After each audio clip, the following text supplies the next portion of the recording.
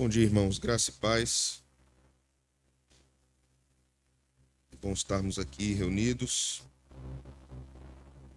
para adorarmos ao Senhor juntos. Espero que os irmãos estejam bem, segundo a graça de Deus. Vamos para Gênesis, capítulo 22. Hoje nós vamos concluir o capítulo 22 de Gênesis, sobre a aprovação de Abraão.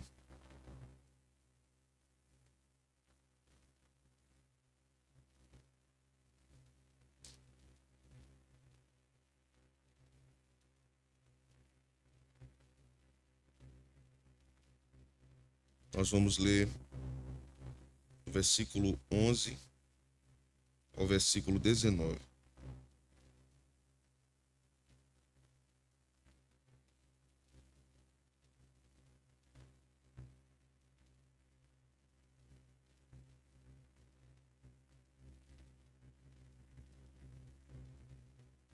Mas do céu lhe bradou o anjo do Senhor: Abraão, Abraão. Ele respondeu: Eis-me aqui. Então lhe disse: Não estendas a mão sobre o rapaz e nada lhe faças, pois agora sei que temes a Deus, porquanto não me negaste o filho, o teu único filho. Tendo Abraão erguido os olhos, viu atrás de si um carneiro preso pelos chifres entre os arbustos. Tomou Abraão o carneiro e o ofereceu em holocausto em lugar de seu filho. E pôs Abraão por nome aquele lugar: o Senhor proverá.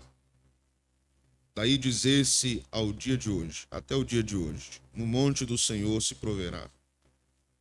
Então do céu bradou pela segunda vez o anjo do Senhor a Abraão e disse: Jurei por mim mesmo, diz o Senhor, porquanto fizeste isso e não me negaste o teu único filho, e deveras te abençoarei, e certamente multiplicarei a tua descendência, como as estrelas dos céus e como a areia na praia do mar. A tua descendência possuirá a cidade dos seus inimigos. Nela serão benditas todas as nações da terra, porquanto obedeceste a minha voz. Então voltou Abraão aos seus servos, e juntos foram para Berseba, onde fixou residência. Amém. Vamos orar? Senhor eterno Deus, pedimos a tua bênção sobre este momento em que iremos voltar a nossa atenção, deter-nos na Escritura, pensarmos no que o texto está nos ensinando, momento em que a pregação acontecerá, será proferida para o teu povo, momento único, intransferível e inigualável na vida da igreja. Sabemos, Senhor, que mesmo com os registros da tecnologia no nosso tempo, mesmo com os vídeos e áudios gravados, nada se compara ao que o Senhor faz no meio da igreja com a pregação. Isso não pode ser, Senhor, transferido em sua totalidade pelas mídias sociais. Por isso, Senhor, esse momento é tão importante e tão vital para a igreja. Tu sabes melhor do que eu, Senhor, e melhor do que qualquer um aqui, que tuas ovelhas estão aqui e muitas delas estão necessitando profundamente de uma orientação de tua mão, de tua boca. Estão precisando do teu consolo. Estão precisando, Senhor, de uma orientação específica. Outros estão aqui, Senhor, com o desejo de ouvir o que tu tens a falar, independente do momento em que estão vivendo. Mas todos nós, unidos em um propósito, queremos ouvir a tua voz, somente a tua voz, precisamos da tua voz. Fala conosco nesta manhã, que o Senhor nos exorte, que o Senhor nos console, que o Senhor nos edifique, que o Senhor nos fortaleça. É isso que nós te pedimos, no nome de Cristo. Amém. Podem sentar, irmãos. Chegamos ao quarto e último sermão no capítulo 22 de Gênesis, meus irmãos. Abraão foi provado severamente por Deus, como nós vimos nas passagens anteriores. este servo de Deus enfrentou uma grande luta, uma grande pressão interior, uma pressão psicológica. Podemos dizer, metaforicamente, que Abraão, em todo aquele período, desde a trajetória de sua tenda até o monte, era como uma panela de pressão. Mas intrepidamente esse servo de Deus, movido pela graça, foi fiel ao que Deus havia ordenado. E Deus havia ordenado o sacrifício de Isaque. Abraão não duvidou da bondade de Deus, mesmo diante da incompreensão total do que Deus estava fazendo. Abraão não tinha o discernimento do porquê Deus estava o provando daquela forma. A incompreensão fazia parte do processo, mas a fé fazia parte do processo também.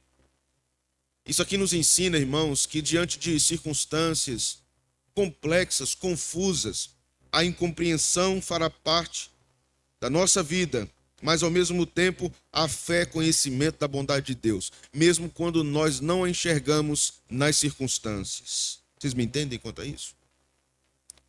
Temos nesse texto, então, a revelação da graça de Deus sobre a vida desse santo servo do Senhor. Então, podemos pontuar aqui algumas coisas importantes sobre a ação da graça nessa provação de Abraão e que se relacionam a nós também. A primeira coisa, meus irmãos, a graça é a origem de todas as bênçãos sobre as nossas vidas. Não há nada de bom que aconteça na nossa vida que seja legitimamente aprovado por Deus, que não seja o fruto da graça de Deus sobre nós. A graça que nos escolhe, a graça que nos elege, também é a graça que exerce manutenção sobre a nossa vida, nos preservando diante de Deus e com Deus, trazendo as bênçãos de Deus para o povo da aliança. A segunda coisa que nós aprendemos aqui é que nós não somos privados da graça nas provações. Cuidado com o seu coração. Seu coração pode lhe enganar dizendo que não há bondade e graça de Deus para você porque você está sofrendo muito. Isso é um engano do seu coração. Por maiores que sejam os nossos sofrimentos, por maiores que sejam as nossas dores, por mais agudas que sejam as nossas provações, há sempre graça de Deus para nós, para passarmos por essas provações. E a graça de Deus nos fortalece para não pararmos, para sermos constantes, mesmo em meio aos sofrimentos e dores enfrentadas na nossa peregrinação. Vou repetir isso. A graça de Deus nos capacita para lutarmos, para não pararmos e para sermos constantes, mesmo em meio aos sofrimentos e dores enfrentadas na nossa peregrinação. No meu último sermão em Marcos, eu disse a vocês que Deus não está preocupado em nos privar das tempestades. O que Ele quer é nos fazer crescer. Terceira coisa aqui na introdução, meus irmãos, a graça de Deus nos fortalece para vencermos os temores e ansiedades. Muitas vezes os temores e tremores internos do nosso coração se avolumam numa estatura maior do que está acontecendo fora de nós. E esse texto nos ensina que é exatamente a graça que vai fortalecer a nossa fé, para mesmo no meio do medo, da dúvida, da confusão, fazermos aquilo que Deus disse. Mesmo quando a dúvida assolar o nosso coração, nós fixamos os nossos pés, juntamos os nossos pés e dizemos: eu creio e farei o que o Senhor disse, mesmo que o meu coração esteja em condição duvidosa. Nós duvidamos, Deus não. E lembremos do que Tiago disse, que aquele que duvida é como uma onda do mar. Lembremos, irmãos, que a aprovação é uma operação de Deus para nos salvar de nós mesmos, ok? A aprovação é uma operação de Deus para nos salvar de nós mesmos. Já somos salvos do pecado, mas o processo de santificação é Deus nos salvando de nós mesmos. para nos manter firmes na promessa da vida eterna. Toda a provação enfrentada por Abraão, em todo o momento, Deus estava ali, e agora Deus vai intervir nesse trecho final. Meus irmãos, eu sei das dores de vocês, de muitos de vocês, talvez da maioria. Eu preciso dizer-lhes nessa manhã, Deus nunca nos deixará. E Deus não nos abandonará na provação. Deus não nos abandonará na provação. Temos uma clara doutrina sendo ensinada aqui nesse texto para nós. Provisão e aliança. É isso que o texto nos ensina. Provisão e aliança. Mas vamos para os dois primeiros versículos, verso 11 e 12. Mas do céu lhe bradou o anjo do Senhor: Abraão, Abraão. Ele respondeu: eis-me aqui. Então lhe disse: não estendas a mão sobre o rapaz e nada lhe faças, pois agora sei que temes a Deus, porquanto não me negaste filho, o teu único filho. Temos aqui coisas importantes a aprendermos. Primeiro, olhando para esse texto, devemos nos perguntar o que devemos esperar das provações. Esse trecho aqui, meus irmãos, nos mostra algo impressionante e maravilhoso. Desse versículo 11 emerge, sobe esperança para nós, porque o anjo do Senhor brada aqui. Deus intervém na provação. O Senhor chegou. Amém, irmãos? Ele chegará, irmãos. Ele falará. Ele intervirá. A provação não é perpétua. Aprendemos que toda provação é temporal. Ela tem data para começar e para acabar. Toda provação tem data de validade. O texto reconta a história do servo que deveria resistir ao período probatório e resistiu. Veja só que coisa interessante. No livro do Gênesis, eu vou falar isso mais claramente daqui a pouco, mais profundamente daqui a pouco, mas no livro do Gênesis nós temos a utilização do que nós chamamos, na literatura teológica da Bíblia, de tipologia. A tipologia é um episódio que está ligado a outros episódios e que apontam para algo maior, com muitos pontos de interligação. Esse texto de Abraão nos lembra a tentação de Adão. Certo? Adão foi provado e Adão foi tentado.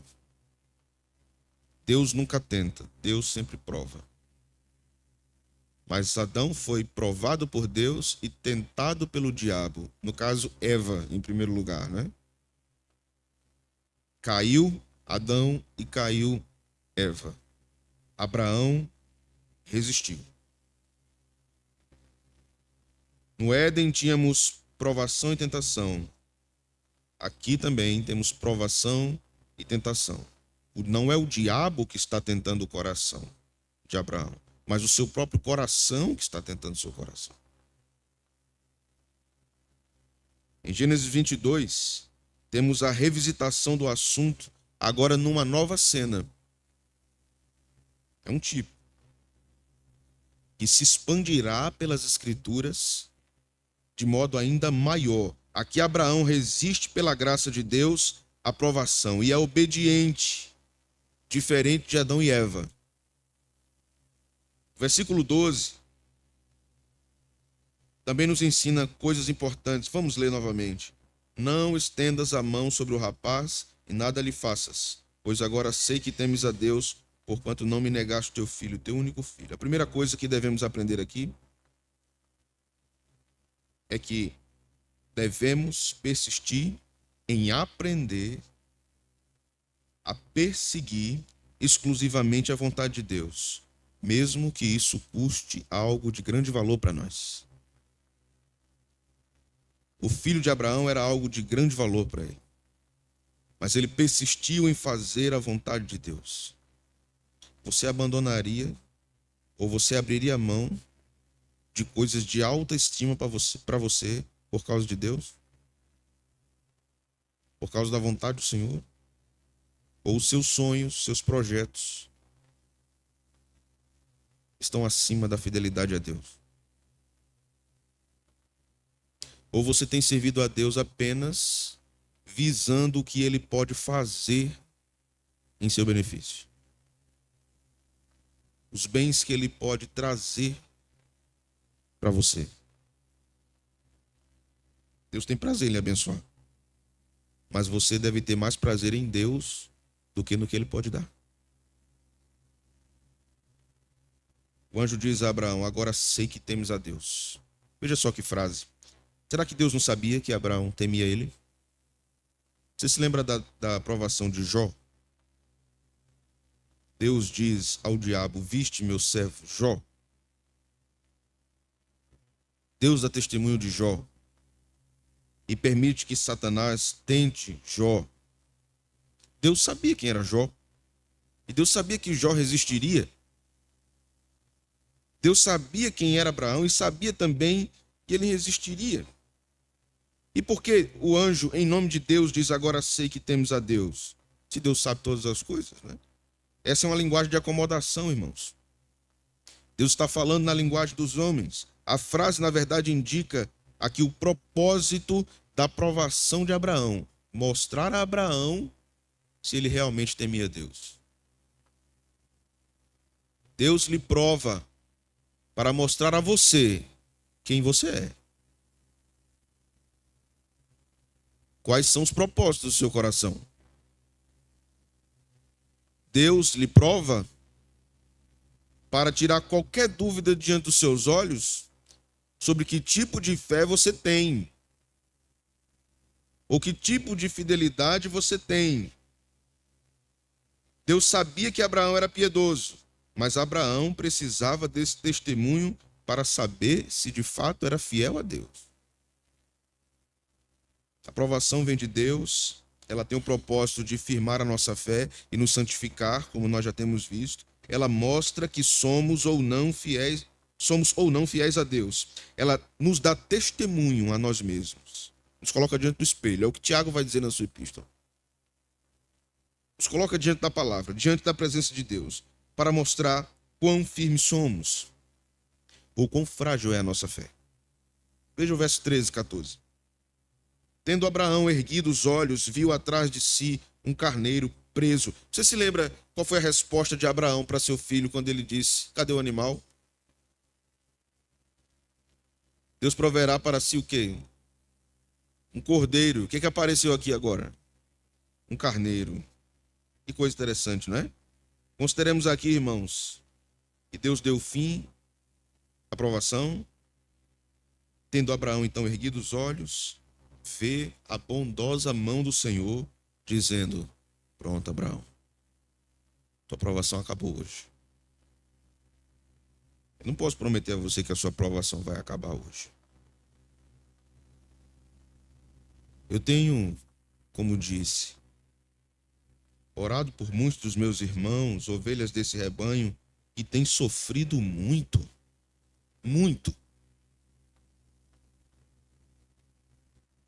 Uns têm sofrido impactos repentinos de grande sofrimento, com luto, com dor, a dor da perca. Outros têm sofrido prolongadamente, continuamente, ininterruptamente. Cansaço mental, cansaço físico, cansaço emocional, espiritual, porque tudo isso está interligado. Mas aqui o texto nos ensina algo importante. Para todas essas dores, meus irmãos, a providência de Deus continua operando. A provisão de Deus ocorre na sua providência. A provisão divina demonstra a bondade de Deus, que é graça para nós. Depois de sermos provados, desfrutaremos de alegria, irmãos. A alegria virá, tem esperança nisso. Agora será uma alegria madura. Não é aquela alegria entusiástica. Não é a alegria do tetra, na narração de Galvão Bueno. É uma alegria amadurecida, grata a Deus. O Senhor está lhe fortalecendo no seu cansaço. Você não percebe, mas o Senhor está enrijecendo seus músculos espirituais, o seu cansaço.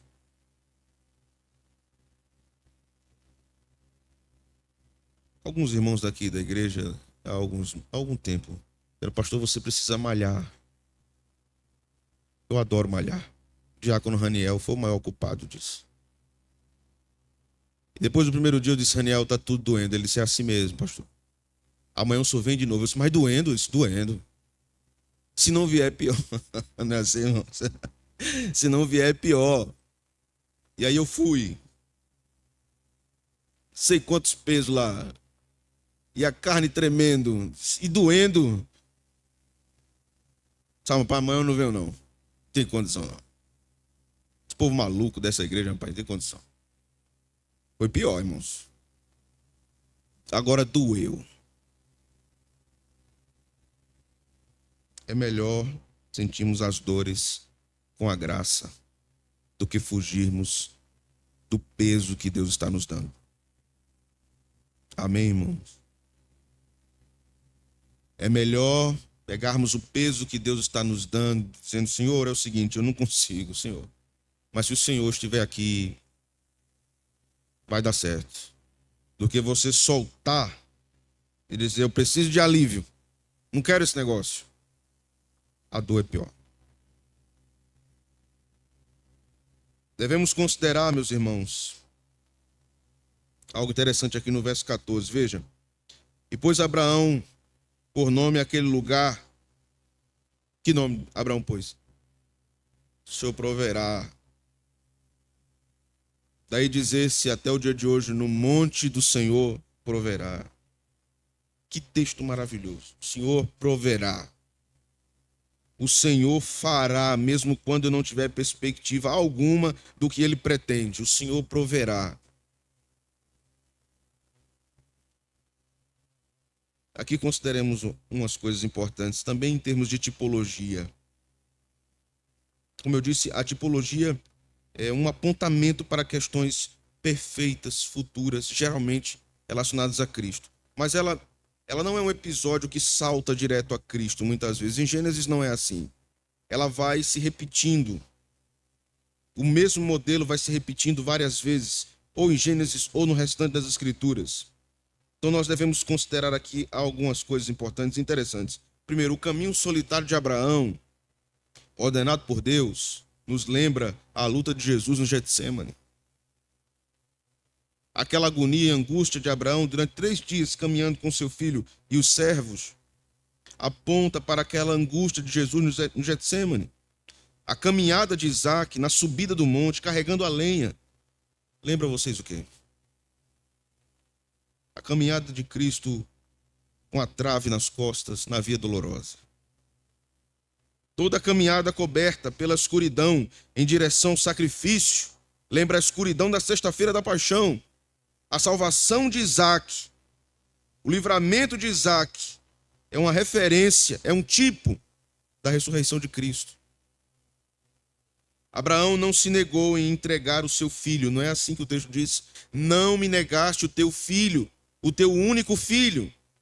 Paulo nos diz o seguinte em Romanos 8,32: aquele que não poupou o seu próprio filho, antes por todos nós o entregou, porventura não nos dará graciosamente com ele todas as coisas? O evangelho está sendo mostrado ali por trás das cortinas, na penumbra do que está acontecendo com Abraão. Deus está mostrando o que iria acontecer à clara luz lá na frente, lá no Gólgota, lá no túmulo vazio. Veja o verso 15. Então do céu bradou pela segunda vez o anjo do Senhor a Abraão e disse: Jurei por mim mesmo. É o Senhor falando. Diz o Senhor: porquanto fizeste isso e não me negaste o teu único filho, e deveras te abençoarei, certamente multiplicarei a tua descendência, como as estrelas do céu e como a areia da praia do mar. A tua descendência possuirá a cidade dos teus inimigos. Irmãos, o Senhor falar conosco jurando por sua fidelidade, ou o Senhor falar com Abraão jurando por sua fidelidade, é algo extraordinário. Deus está relembrando Abraão: eu tenho uma aliança com você. Eu não abandono a minha aliança.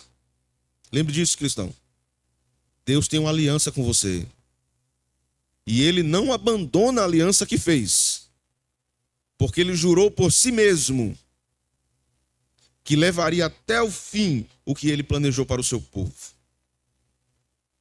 O versículo 17 nos mostra o evangelho na multiplicação da semente de Abraão, na bênção de Deus sobre a semente desse homem. Por que esse texto é tão importante? Por causa de Jesus, por causa do Messias. Jesus era descendente de Abraão, irmãos, e assim que Mateus começa seu evangelho, também temos aqui a promessa do crescimento da igreja, do avanço da obra missionária. Deus está dizendo que alargaria as tendas do seu povo. Por que então devemos ter certeza que devemos continuar evangelizando as nações, tribos, povos, vilarejos, cidades? Por quê? Por que nós devemos continuar persistindo nisso? Porque Deus prometeu multiplicar a semente de Abraão, que não se limita à carne, mas todos aqueles que são filhos de Abraão, segundo a fé, que foram justificados como Abraão foi justificado. Nessa semente, ou na descendência de Abraão, todas as nações serão abençoadas, mas por meio de Jesus, não por causa de Abraão. Abraão foi um instrumento para que Jesus chegasse, encarnasse. De Cristo, irmãos, o desejado das nações é que nós veremos o povo de Deus crescendo, se espalhando por toda a face da terra. Aqui há um ensino para a igreja de todas as gerações. A igreja vai crescer. Deus prometeu a Abraão. Por isso devemos avançar na obra missionária, enviar missionários, contribuir, também ir. Algumas aplicações finais. Em primeiro lugar, o evangelho, meus irmãos, não promete uma vida fácil e próspera. Não lemos isso nas Escrituras. Se alguém lhe disse isso, é mentira. O evangelho não promete uma vida feliz nos padrões do mundo. Mesmo sendo a salvação pela graça somente, o discipulado tem um preço. Servir e seguir Jesus tem um preço. Muitas vezes teremos que abrir mão do que amamos. Abrirmos mão é algo que dói. Mas nós teremos que abrir mão de certos confortos, privilégios para seguir a Jesus. Você está disposto a isso? Sua fé suporta as provações por causa de Cristo? Você já observou, você já leu, você já ouviu sobre como o povo de Deus tem sofrido no decorrer da história? Você faz parte desse povo. E essas histórias que estão na Bíblia não é para você saber apenas o que aconteceu na vida dos outros. É para você. Entende? Israel foi levado ao deserto, sofreu determinadas privações de alguns luxos. Mas o Senhor o manteve. Isso é para você. O povo de Deus foi perseguido após o Pentecostes. Morto. Os líderes estavam sendo assassinados, presos. O povo estava com medo. Por que você acha que isso está na Bíblia? É para você. Nós sofreremos ataques em maior ou menor intensidade, a depender do período histórico e do que o Senhor determinou, mas nós passaremos por isso. As igrejas floresceram no primeiro século debaixo do fogo da provação divina, irmãos. Sempre foi assim.